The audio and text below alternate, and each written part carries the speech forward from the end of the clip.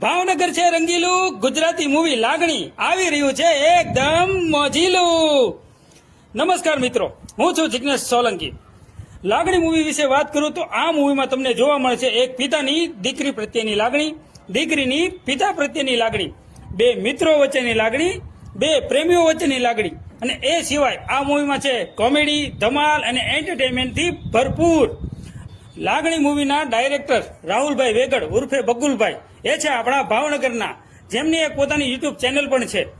આ મૂવીના રાઇટર લેખક કપિલભાઈ સોલંકી એ પણ છે આપણા ભાવનગરના, જેમણે ઘણા બધા નાટકો લખ્યા છે અને દિગ્દર્શિત પણ કર્યા છે. આ મૂવીના મેઇન હીરો જગજીતસિંહ વાઢેર એ પણ છે આપણા ભાવનગરના, જેમણે ઘણા બધા મૂવીમાં તમે એમને જોયા છે, નિહાળ્યા છે અને માણ્યા છે. સિવાય 90% કલાકારો જે આ મૂવીમાં નાના મોટા રોલમાં કામ કર્યું છે.